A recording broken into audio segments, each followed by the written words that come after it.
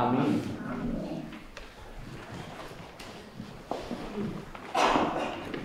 Vă invit să ne ridicăm pentru rugăciunea de râs.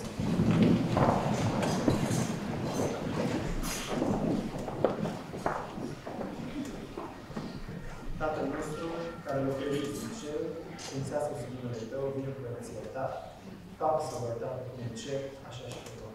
Amin. Cu deplină recunoștință, venim să-ți mulțumim pentru că suntem în casa Ta de rugăciune.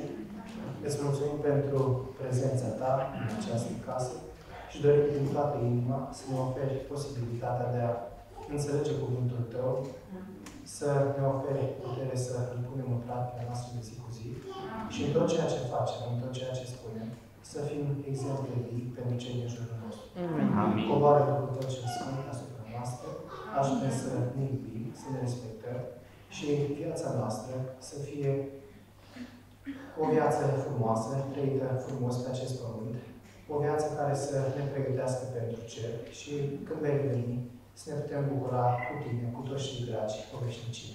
Amin. Îți mulțumim că ne iubești, dorim ca voia Ta să se facă mai departe. Te-am rugat în numele Domnului Iisus. Amin. Amin.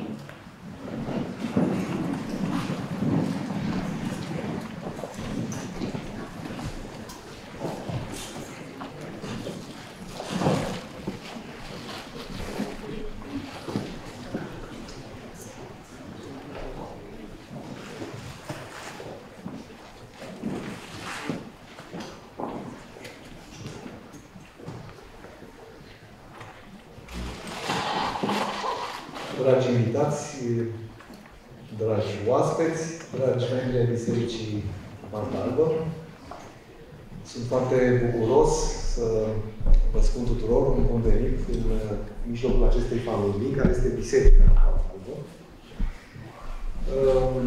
De asemenea, tot eu am ocazia să spun un bun venit Vioricăi. Bine ai venit, Viorica! Bine ai venit, Valentin! Noi, cei de aici, din Biserica Balta Albă, am plănuit, ne-am rugat lui Dumnezeu, am tot vorbit la telefon și am invitat familia de Lăiață pentru 2 săptămâni și 3 sabate în mijlocul nostru, pentru ca împreună să ne apropiem de Dumnezeu, să recunoaștem adevărul din cuvântul Său, să reconsacrăm inimile noastre și să ne facem, de ce nu, noi prieteni dintre vecini, dintre cei care ne vor călca pragul acestei biserici. Au fost împărțite invitații, noi continuăm să ne rugăm ca oamenii aceștia invitați să răspundă invitațiilor noastre. Spun în seara aceasta un cuvânt de bun venit corului A-Tempo. Este un grup nou născut, nu are decât 2 ani. 6 septembrie 2020 a fost ziua de naștere, dar începutul de aici, din seara asta, este extraordinar de promițător. Dumnezeu să vă binecuvinteze. Și Dumnezeu să binecuvinteze inimile noastre prin ceea ce vom asculta în seara aceasta. Pentru că noi am numit seara aceasta o seară de rugăciune și închinare prin cântare. O seară în care nu numai vom asculta muzică, ci vom medita la ceea ce ascultăm. De asemenea, pastorul Valentin Dălăiață, așa cum majoritatea îl cunoașteți, slujește în Biserica Loma Linda, din California. Va avea un cuvânt în care ne va face nu numai curioși, ci va lansa un apel de reapropiere totală față de Dumnezeul în care noi credem. Noi, creștinii, credem. Am în mână 3 premii. Voi spune 2 cuvinte și despre asta. acele persoane care sunt musafiri absoluți în Biserica Baltalbă și care vor participa minim la 3 ocazii. Nu trebuie neapărat consecutive, dar la 3 ocazii în toată această perioadă de 2 săptămâni și 3 sabate, vor putea să-și aleagă una din aceste cărți valoroase. De asemenea, dacă în seara aceasta nu este cineva, dar anunțul acesta va fi reluat seară pe seară și sperăm ca până la sfârșit să avem prea puține cărți pentru câți doritori vor fi, pentru câți invitați vor fi. Doresc binecuvântarea lui Dumnezeu asupra noastră a tuturor, iar cea mai mare rugăciune pe care o înălțăm este ca inimile noastre să fie atinse de Duhul Sfânt. Amin.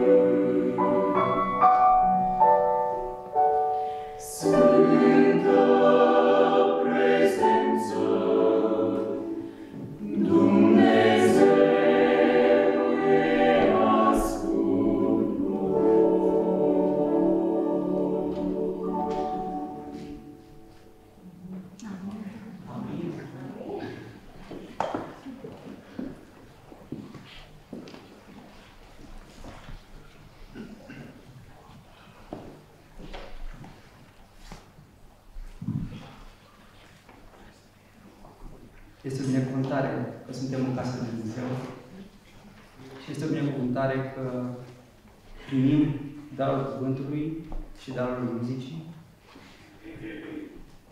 Piesa care a fost și cea care urmează, mesajul lor, este sintetizat foarte bine în cuvintele psalmistului Dan. Acel păstor care urma să devină rege. Și în unul dintre psalmele lui, în psalmul 27, versetul 4 și 5, el se roagă în felul următor.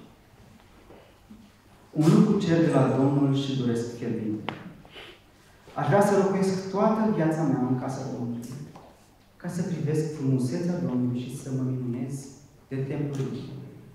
Căci El mă va ocroti în colibat, în ziua necazului, mă va ascunde sub acoperișul cortului Lui și mă va înălța pe o stâncă. Este o binecuvântare că suntem în prezența Lui și că El ne-a transmis acest lucru prin cuvintele piesei pe care tocmai ați ascultat. Următorul imn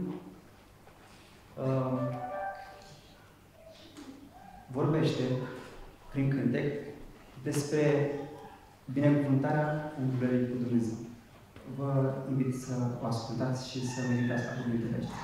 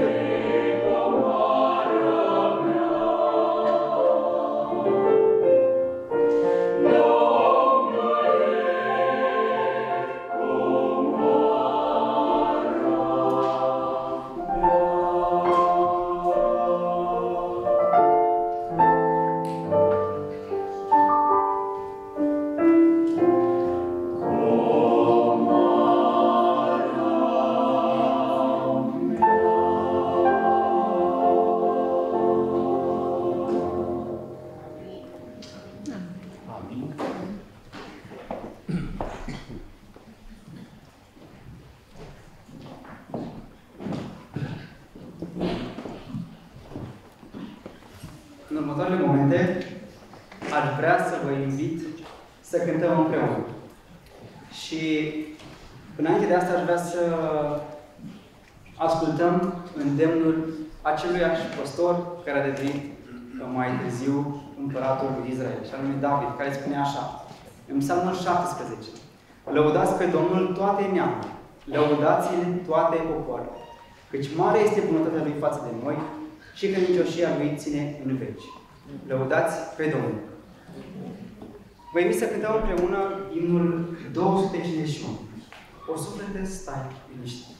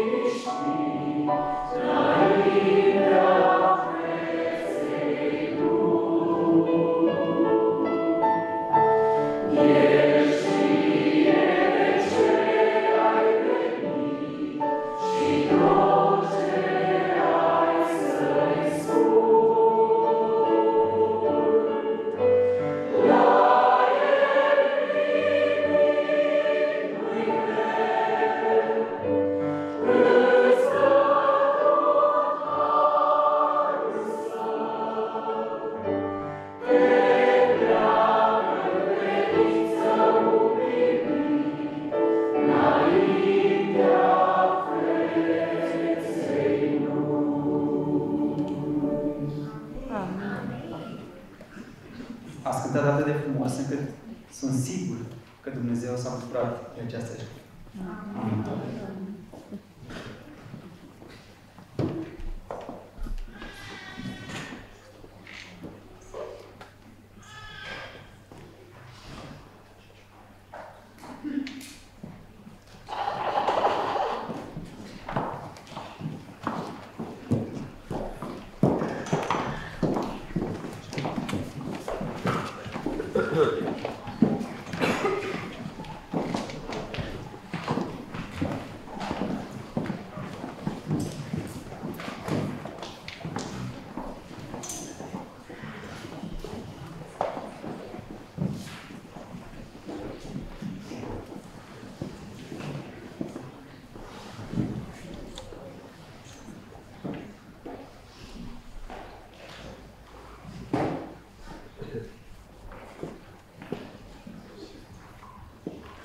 Mă uit după prieteni pe care nu-i cunosc.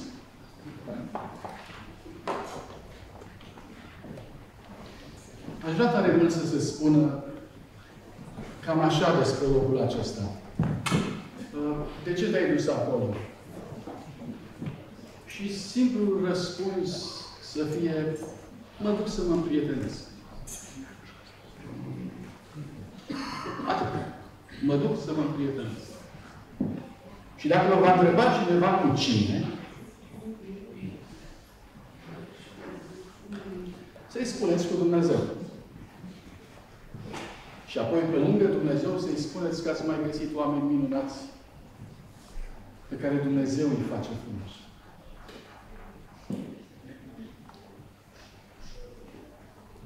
Seara asta e pentru cei care au venit aici pentru prima dată. Aș vrea să mă împrietenesc cu ei, povestindu-le câte ceva din viața mea. Dar n-aș vrea să încep cu ceva care, într-adevăr, e de neuitat pentru mine, înainte de a citi ceva din Scriptură. Știți?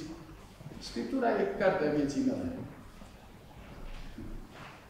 Când ajung jos de tot, când ating podeaua existenței cu existența mea, cea care reușește să mă ridice de acolo, e Scriptura.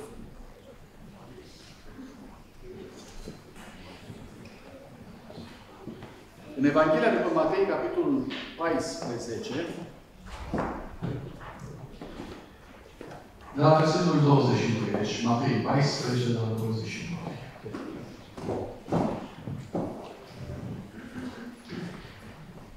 Îndată după aceea, Iisus a sfătuit pe ucenicii săi să intre în corabie și să treacă înaintea lui de partea cealaltă, până El se va îngriji de noroade și le va da drumul.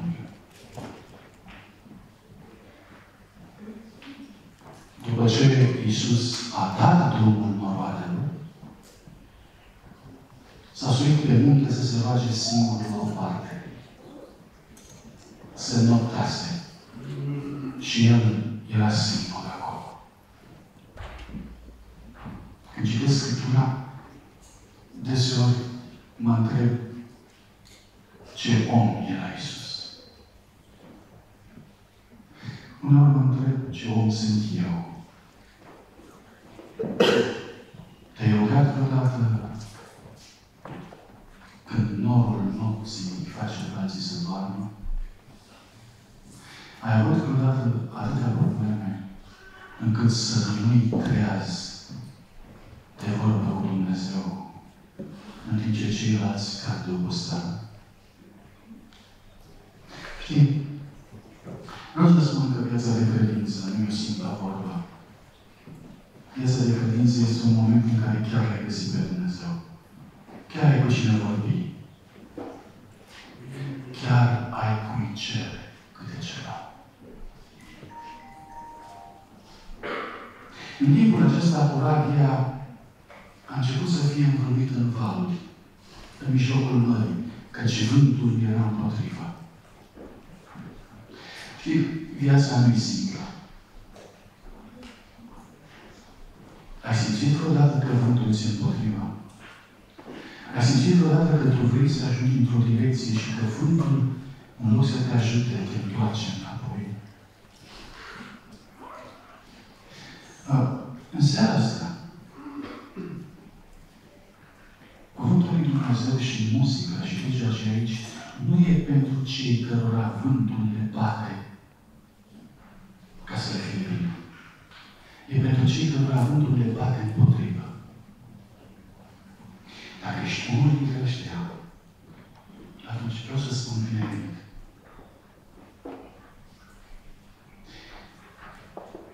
După o noapte întreagă de slujbă, când se înclina ziua cu noaptea, a venit Iisus la ei, mergând pe mare. De foarte multe ori Dumnezeu vine la tine și tu nu știi. Dumnezeu vine la tine într-o modalitate în care nici nu te-ai gândit vreodată. Spuneți-mi, vă rog, câți dintre ucenicii din corabie se așteptau să vină Iisus Hristos ca răspuns la rugăciunea lor plutind pe valuri? Se mai întâmplase treaba asta? Mai văzuseră așa ceva? Nu. I-a luat total prin surprindere. Ți s-a întâmplat vreodată să te ia Dumnezeu prin surprindere? Am nevoie să stai, să te uiți în ochii mei, pentru că viața cam despre asta este. Despre moralitatea sau modul în care Dumnezeu vine la tine și tu habar n-ai. Dumnezeu vine la tine și tu crezi că te scufunzi.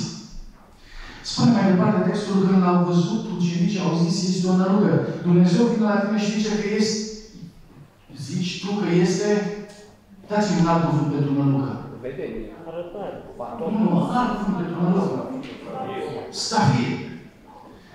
Dumnezeu vine la tine și tu spui, mi se pare, nu se poate, nu există așa ceva. Ți s-a întâmplat odată așa? Suntem oameni raționali, logici, moderni, științifici. Cum vreți dumneavoastră, ancorați în realitatea acestui pământ. Dar nu odată i-am văzut pe semenii mei spunând și vorbind despre năluciri. Nălucirile minții, ale cugetului, ale simțurilor.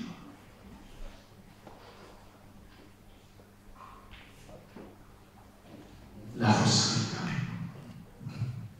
Și au țipat. Să știți că întâlnirea cu Dumnezeu nu este o întâlnire simplă. Uneori întâlnirea lui Dumnezeu, cu Dumnezeu, presupune emoții puternice, pe care ceilalți nu le înțeleg. Prietenii, vecinii, colegii se uită și întreabă, dar de ce ții? Pentru că numai tu știi ce e în sufletul tău. Numai tu știi cu cine te întâlnești. Ei nu știu.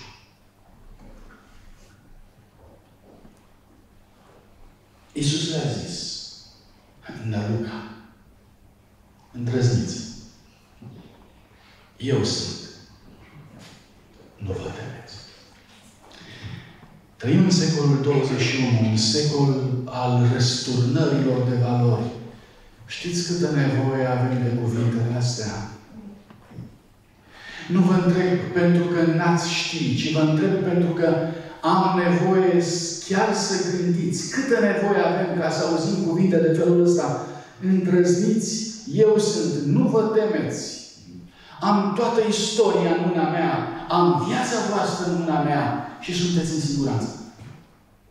Dacă cumva am venit aici, cu îndoială în suflet, neștiind ce e cu viața noastră, lăsați ca Dumnezeu să vorbească cuvinte de felul acesta în dreptul vostru.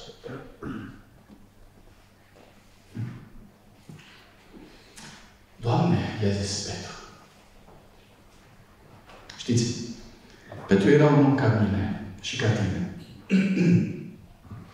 Foarte aproape de personalitățile secolului 21. Când a văzut că este Domnul, imediat a avut nevoie să dialogheze cu el și a început să vorbească. Nici nu știu dacă a vorbit în momentul ăsta mai conștient decât a vorbit atunci când era pe muntele schimbării la față, când i-a zis, Doamne, să facem aici 3 colibi. Și cuvântul lui Dumnezeu spunea că nu știa ce vorbește. Dar aici, el îi spune, Doamne, dacă ești Tu, poruncește-mi să merg și eu pe apă. Nu poți face ceva pentru mine. Nu putem împărți minunea amândoi. Dacă tu mergi pe apă, să merg și eu pe apă. Și aici apare ciudățenia umană, caracterul uman foarte ciudat. Omul care face din religie o problemă de miracol, de taină. Și el spune așa, dacă vrei să mă câștigi, câștigă-mă prin taină, sau prin pâine, sau câștigă-mă prin ceva. Vino, i-a zis Iisus. Petru a coborât din corabie, a început să umble pe apă ca să meargă la Iisus. Dar când a văzut că vântul era tare, s-a temut. Și fiindcă începea să se afunde, a strigat, Doamne, scapă! Vreau să vă întreb de câte ori ați ajuns cu apa până aici. De câte ori ați ajuns să nu mai puteți respira? De câte ori ați ajuns să simțiți că nu mai puteți? De câte ori? Pentru cei ce n-au ajuns aici niciodată, seara asta nu e pentru ei. Dacă este cineva care a ajuns aici odată, seriile care vor urma sunt pentru dânsi. Și acum, să vă povestesc despre viața mea. O secvență. Am povestit-o de multe ori. Prima dată am povestit-o studenților mei, care au băgat de seamă că am întârziat de la cursul o săptămână. Și când am ajuns acolo, m-au întrebat ce s-a întâmplat. Și a trebuit să le povestesc. Povestea începea cam așa. Ca orice om amărât și sărac, mi-am luat soția și am plecat în străinătăți. La vremea respectivă era anul 1996-97, cred că ceva de felul ăsta. Ca să ne cumpărăm și noi o mașină. Cu câțiva bani într-un buzunar, neștiind prea multe despre ceea ce era dincolo, ne-am dus la cineva care ne-a ajutat să găsim un Ford Escort roșu la vremea aceea. L-am cumpărat și ne-am întors fericiți spre casă. Când ne întorceam spre casă, la granița cu Cehia, pentru că nu aveam altă, posibilitate, nu aveam viză cu Austria, la vama cu Cehia, grecerii de acolo ne-au întrebat, da, voi instinctor la mașină aveți? Stingător. Nici nu mai auzisem că se cere la o mașină, când cumperi mașina, trebuie să o cumperi cu stingător. Eu credeam că trebuie să o cumperi cu roți. Dar se vedea treaba că trebuie să o cumperi și cu stingător. Și n-am știut treaba asta. Plus că, din nou, ca orice om amărât și sărac, aveam mașina plină cu tot felul de lucruri adunate de pe mine, de pe unde, ca să îți faci viața puțin mai colorată. Nu știu dacă mai frumoasă, dar mai colorată. Așa că am zis, domnule, nu știu dacă am instinctor. Nu știți? Nu. Dacă nu știți, nu puteți să treceți. Și am stat acolo și în timp ce stăteam acolo, a început să mingă. Și zăpada s-a făcut de un deget, de două, de trei, de un la de palmă. După vreo 2 ore de așteptat, soția mea, care vreau să vă spun că este un prototip al îndelungei răbdări, spre deosebire de mine care nu sunt, soția mea mi-a zis că Valentine nu se mai poate. Te rog frumos, dăm pașapoarte că eu mă duc să rezolv problema. I-am dat pașapoartele. S-a dus, după un sfert de oră, s-a întors de acolo cu interdicția. Pentru 24 de ore. Ningea. Ne-am uitat unul la altul și am zis, Viorica, hai să mai încercăm la vreo altă vamă, că pe aici nu se poate trece. Și am luat-o noi mai pe la 10 seara, 11, așa pe străzi. Și am văzut la un moment dat un indicator de țol spre o altă vamă și am mers acolo, pe șosea, cumva, pe bâșbâită, noaptea. Am ținut drumul până când am descoperit că vama pe care o căutam noi era o vamă care funcționa doar în timpul zilei, era o vamă de zi, noaptea era închisă. Așa că ne-am întors înapoi. Mergând noaptea, am văzut un oraș, departe, luminile orașului, întuneric de jur împrejur, cu foarte mare atenție, ninsese în așa fel încât nu deosebeam care era câmpul și care era șoseaua. Singura posibilitate să identific care era șoseaua erau propriile mele urme. Deci mergeam pe urmele mașinii mele cu care venisem. Pe urmele cu care venisem. La un moment dat nu știu ce s-a întâmplat. Mașina a derapat în partea dreaptă, nu aveam viteză mare.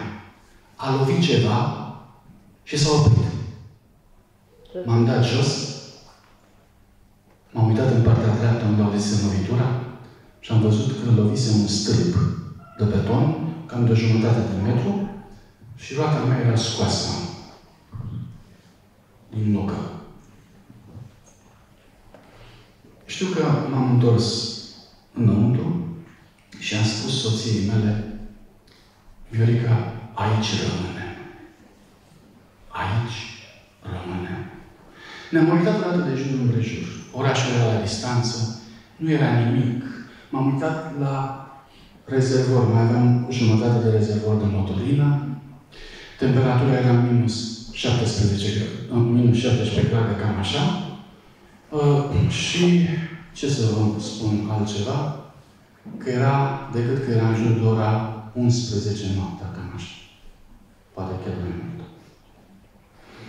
Dragii mei, în momentul când am zis aici rămânem, am simțit că am apa ca și Petru deasupra posibilității mele de a respira. Știți câți bani mai aveam? Câți îmi trebuiau ca să cumpăr motorină până acasă? Atât. Pe cine cunoșteam, rețineți, eram în Cehia. Era noapte, minus 17 grade.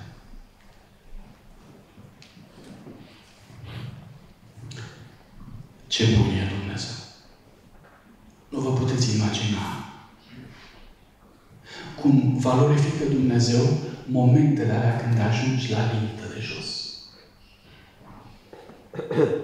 Când m-am așezat în scaun și am spus soției mele, aici rămânem, în momentul acela am crezut că am o vedenie. Și vă rog frumos să mă răbdați, să nu credeți că vă povestesc povești. Și nici că mi-am pierdut mintea, dar mi s-a părut că, uite așa, din pământ se deschide o ușă și o femeie a apărut în ușa respectivă și mi-a făcut semn să intru înăuntru. Acum, evident, era o nălucă, în ghilimele, ca și în ceea ce v-am citit, da? Numai că era o realitate. Știți ce era? Eu mă lovisem de un stâlp de la un canton de cale ferată. Puțin mai încolo era cantonul, care era văruit în alb, ca și zăpada. Avea o fereastră luminată, micuță, dar nu era spre mine, era spre partea cealaltă, în așa fel încât eu nu vedeam nimic decât alb de jur împrejur. Când femeia a auzit bubuitura aceea că eu am lovit stâlpul, în momentul acela femeia a mai stat puțin și a deschis ușa să vadă despre ce este vorba. Ușa era spre mine. Când a deschis ușa, eu am văzut doar o rază de lumină din pământ. Am ieșit afară. Mi-a luat soția de mână, am intrat înăuntru. Era cald, era bine. Femeia a dat telefon la poliție, era spus despre ce este vorba. Era ceva mai bine ca înainte, dar nu de tot. Și dacă veneam ce? Și cu ce să mă ajung? Între timp, soția mea îmi spune, auzi, Valei, tu ți-aduci aminte de Pavel Șimec? Venisem în 1995 de la studii de la Newbold. De acolo avusesem un coleg ceh, pe nume Pavel Șimec. Deci, cu 2 ani de zile în urmă, care la plecare ne dăduse adresa lui pe o foaie de hârtie de 2 cm pe 2 cm, cam atât. Și soția mea, după 2 ani de zile, spune, îți mai aduce aminte? Dar sigur că mi-aduc aminte de Pavel și Mec. Și ce? Și ea spune, hai să-i căutăm adresa. M-am uitat la ea, stresat fiind de situație și de absurdul acestei idei. În ce consta absurdul? Mi-a scos din poșetă un carnețel care, de 2 ani de zile fiind folosit continuu, își pierduse coperțile. Și ea venea să-mi spună mie că în carnețelul ăla ar trebui să găsim noi o foaie de 2 ani de zile, de 2 cm pe 2 cm, care să nu fi zburat de acolo. M-am uitat la ea cu un gest din acela de suficiență masculină și am spus, Viorica, dacă tu ai chef să te ocupi cu așa ceva, te rog frumos, caută. Pe mine lasă-mă că eu sunt supărat. Ca urmare, eu am rămas supărat în colțul meu, pe banca aceea, iar soția mea a început să ia foaie cu foaie. Așa cum numai ea poate să facă. Adică eu nu pot să iau foaie cu foaie niciodată. Le întorc așa și le flutur. Dar foaie cu foaie, foaie cu foaie. În sfârșit. Mi s-a părut o veșnicie până când mi-a fluturat în față o hârtie de 2 cm pe 2 cm și a zis cu Valentine, uite, adresa. Și eu în gândul meu, și ce? Și ce dacă cunoști un om în Cehia, cu ce te ajută? Eu sunt aici, sunt în pustiu. Imaginează-ți că tu ești undeva în Vărșan sau ziceți, în Nădlac, ai o problemă în Vanoș și tu cunoști pe un om în Suceava. Și la mijloc îi spui, știi ce, l-o poți ajuta că nu e problemă în Vanoș. Ce poate să-ți facă? Nu poate să-ți facă nimic. Cam asta era situația, cam așa că lucrurile și am spus soției, zic, bine că ai găsit-o. Acum bucură-te că ai găsit adresa. La care ea se duce la doamna respectivă și nu știu ce a vorbit. Că doamna respectivă nu știa engleză, nu știa cehă, nu ne înțelegea unul cu altul de niciun fel. După puțin, soția mea se întoarce înapoi și îmi spune, Valentine, da, dragă, vezi tu orașul ăla de acolo? Da, l-am văzut. Ce? Ăla e orașul de aici, de pe hârtia asta. Cum adică? Da, adresa lui Pavel și Mec e aici, în orașul ăsta.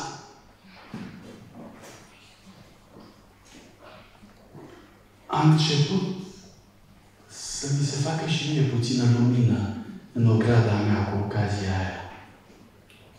Dar, din nou, dumneavoastră știți cum e cu pastorii. Când ți-e lumea mai dragă, trebuie să se mute.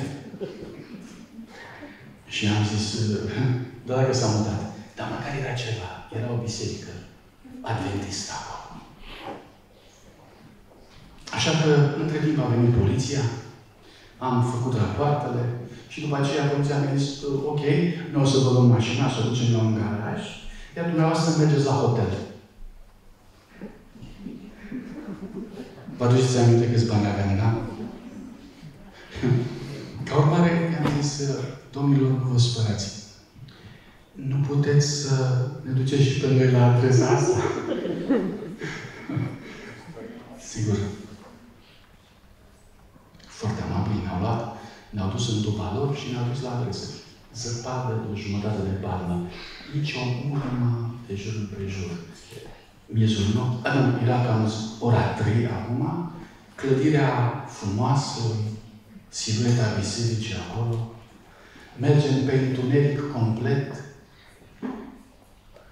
agentul de poliție care ne însoțea sună la sunerie, la 3 noapte. Strângeam din ochi, strângeam din toate. Am uitat să vă spun. Acolo era și un număr de telefon. Doamna de acolo dăduse telefon și nu răspunsese nimeni. Ca urmare, șansa ca acum să răspundă cineva era foarte mică. Cu toate astea, la a doua apăsare pe soneria, se deschide ușa și apare Pavel și Mec îmbrăcat. La ora 3 noapte. Când mă vede, mă ia în brațe, polițaiul îi spune despre ce este vorba. și mă invită înăuntru. Și îmi spune, Valentin, și acum fiți atenți. Că acolo m-au lăsat puterile. Zice, uite, te uiți, m-am uitat pe hol. Valize până aproape de tavan. Zice, am venit acolo jumătate de oră. Dar de unde ai venit, Pavel? Din concediu. Unde din concediu? Am fost la schimb. Și zice, trebuia să venim mâine. Dar nu știu de ce am venit în seara asta.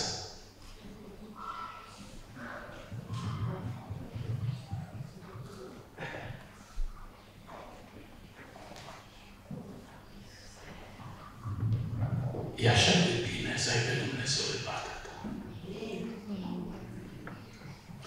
Nu pentru că sunt eu bun. Nu. Ci pentru că El e bun.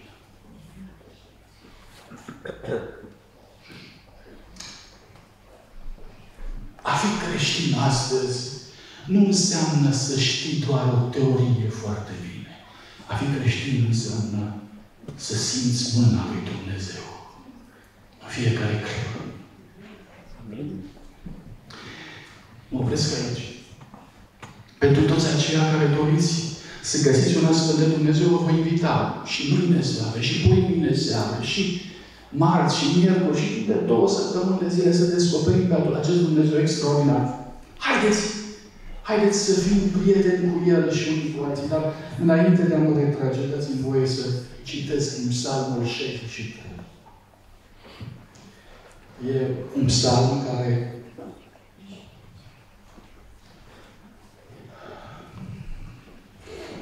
vorbește despre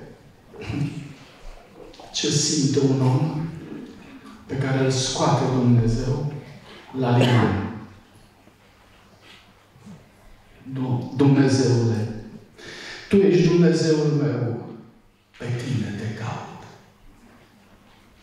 Îmi însetează sufletul după Tine, îmi tângește trupul după Tine într-un pământ sec, uscat, fără apă. Așa te privesc eu în locașul cel sfânt, ca să-ți văd puterea și slava. Fiindcă bunătatea Ta prețuiește mai mult decât viața. De aceea buzele mele cântă laudele Tale. Te voi binecuvânta, dar toată viața mea, în numele Tău îmi voi ridica mâinile. Există un vot de credincioșie care se așează întotdeauna după astfel de momente salvatoare, extraordinare. Mi se satură sufletul ca de niște bucate grase și miezoase și gura mea te laudă cu strigăte de bucurie pe buze când mi-aduc aminte de Tine în așterutul meu, când mă gândesc la Tine în timpul priveghiurilor nopții, căci Tu ești ajutorul meu și sunt plin de veselie la umbra aripilor Tale. Amin. Asta e Scriptura care mă întărește. Asta este Scriptura care ce-o recomand. Știu că sunt mulți dintre dumneavoastră care aveți Scriptura asta acasă și care stă pe rafturile dumneavoastră. Faceți din ea cuvântul care vă vorbește în fiecare zi. Amin. Amin.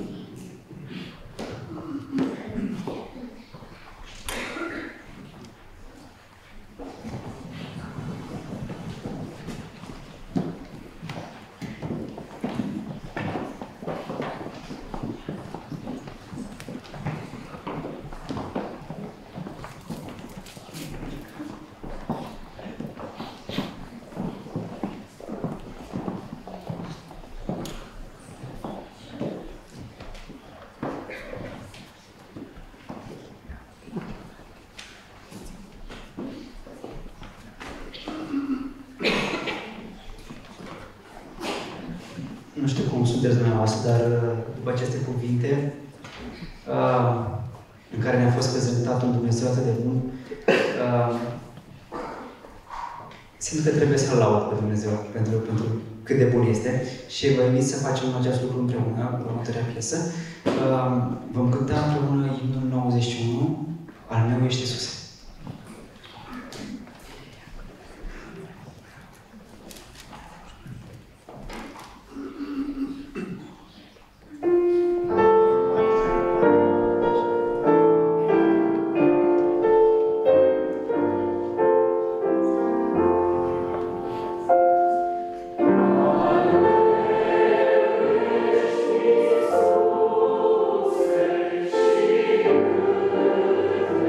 Thank you.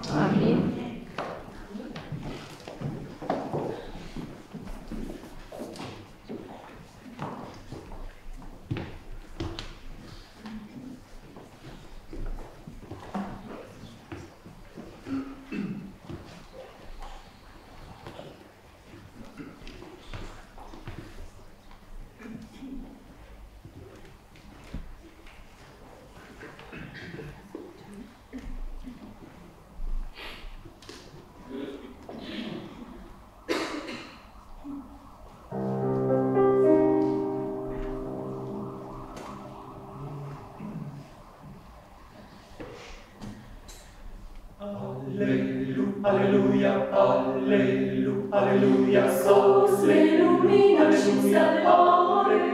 Aleluia, în el mă voi bucura mereu. Aleluia, în vezi neamustie de scăpare. Aleluia, în el mă voi bucura mereu.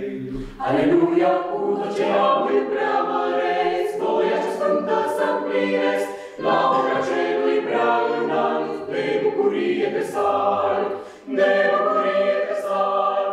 Nădejde popoare, aleluia, aleluia, în el mă voi bucura mereu. Aleluia, lumină în universal, aleluia, în el mă voi bucura mereu. Aleluia, în orice faptă ce împlinesc, în tot ce spun îl preamăresc, la umbra celui prea înalt, de bucurie te salt, de bucurie te salt.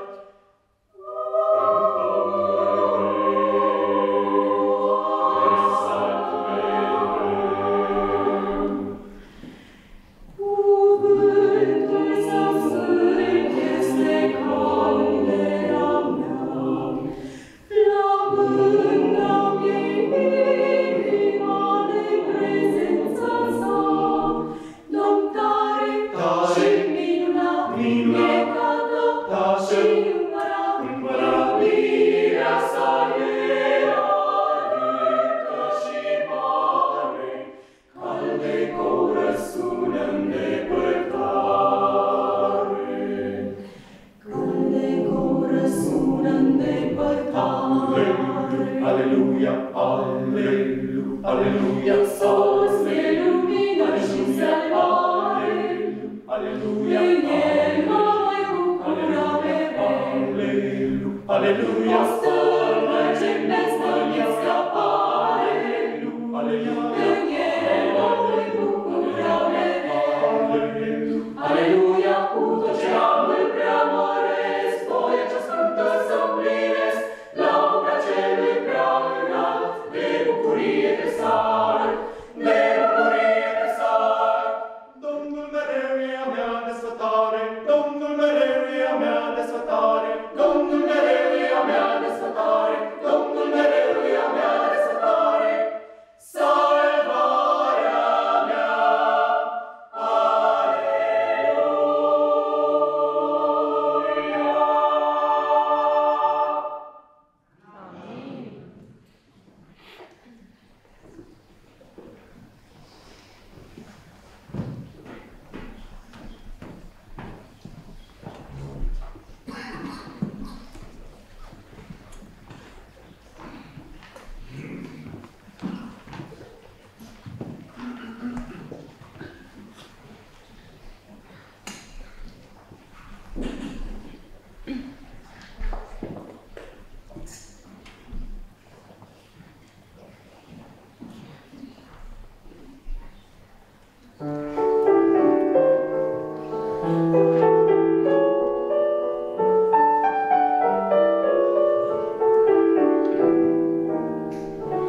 Eu cred așa că Domnul m-a iubit, că în locul meu pe cruce a murit, și prin a lui salvare am găsit. Eu cred așa, eu cred așa, el știe gândul meu, el este scurt pe drumul vieții greu, de brațul său sunt ocrotit mereu. Eu cred așa, eu cred așa.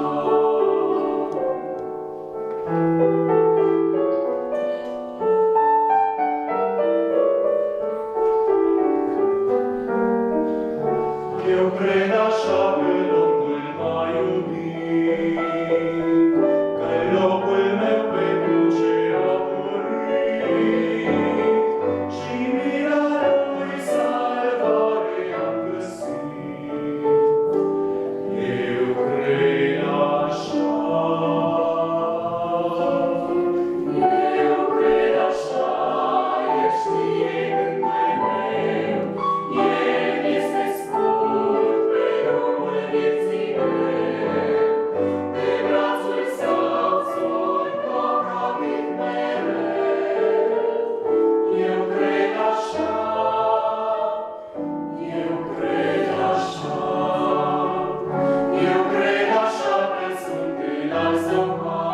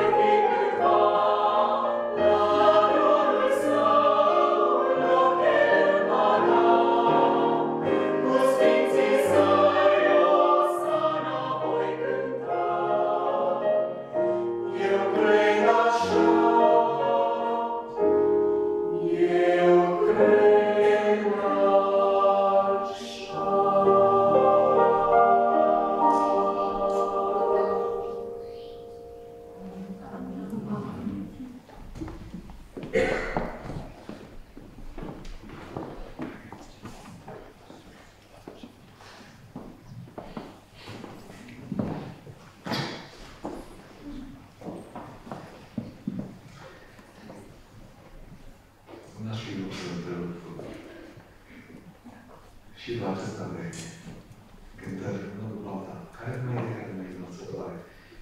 Dumnezeu să vă binecuvinteze și noi îl lăudăm pe Dumnezeu pentru că va călăuzi viața, va condus viața. Și în felul acesta, astăzi sunteți în fața noastră și dați un exemplu. Un exemplu pe care noi îl prețuim foarte mult în Biserica Adventista.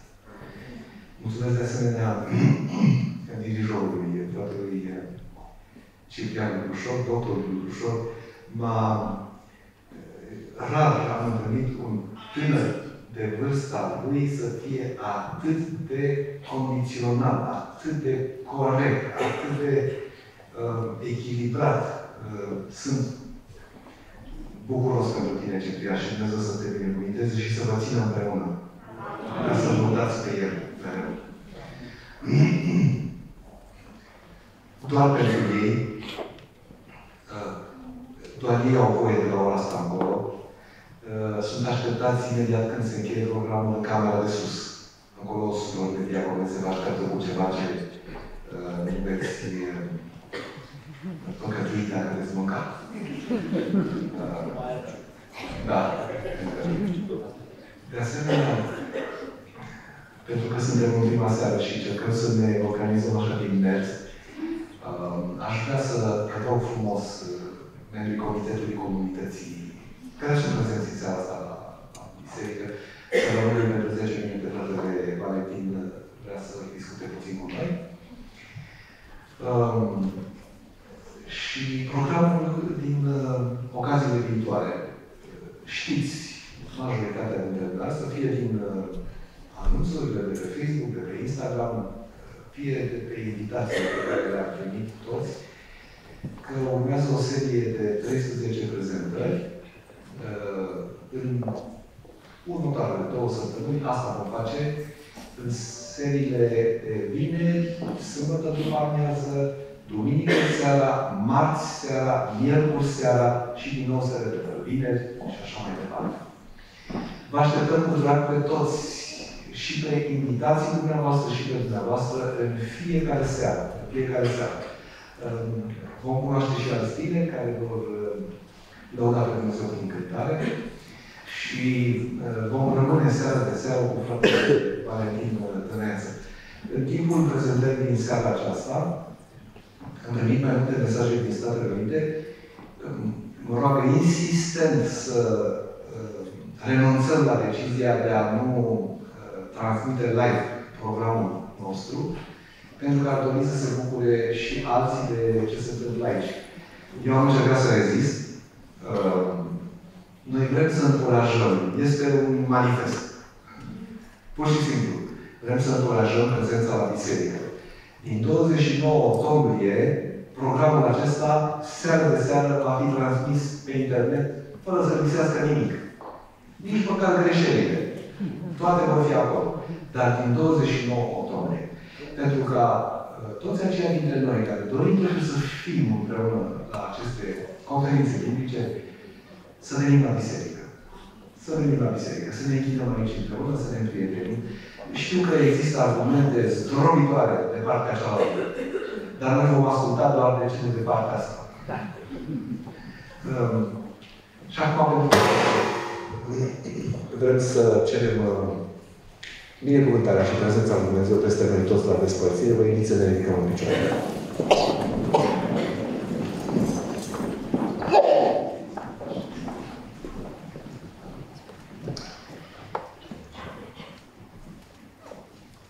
Suntem așa de recunoscători, Tatăl nostru din cer, pentru ocaziile din viața noastră în care ni te-ai descoperit, pentru felul în care ne-ai condus viețile, pentru faptul că ne-ai ales să fim martorii tăi în lumea aceasta și pentru faptul că putem povesti mereu și altora despre bunătatea ta din viața noastră. În seara aceasta urmează să plecăm către casă, fiecare dintre noi, și te rugăm să ne binecuvintezi pe toți. Revarsă să te rugăm binecuvântarea ta asupra tinerilor care au cântat. Te rugăm să-i ții mai departe în lucrarea ta împreună, inspiră-i, ajută-i să rămână mereu la un repertoriu care să se confunde cu repertoriul îngerilor din ceruri, pentru că în ziua aceea când Tu vei veni, noi să ne simțim acasă cu Tine. Fii și cu noi ceilalți, cu oaspeții noștri, te rog să-i binecuvintezi pe fiecare. Duhul Tău cel Sfânt să zăbovească în viețile și în inimile noastre. Te rugăm pentru liniște în sufletul nostru, te rugăm pentru binecuvântare, te rugăm pentru iertare și te rugăm, Doamne, vino în viața noastră. Amin. Ajută-ne să ne putem întâlni mâine seara la ora 6, să fim prezenți la seria aceasta pe care am început-o acum și dă-ne fiecare dintre noi înțelepciunea să Te vedem în toate. Pentru că prin numele Domnului Iisus Hristos Te-am rugat. Amin. Amin. O seară binecuvântată tuturor. Mâine la ora 6 ne reîntâlnim aici. În celelalte seri, la ora 8, ora 20. Vă mulțumesc. Ascult. Yes.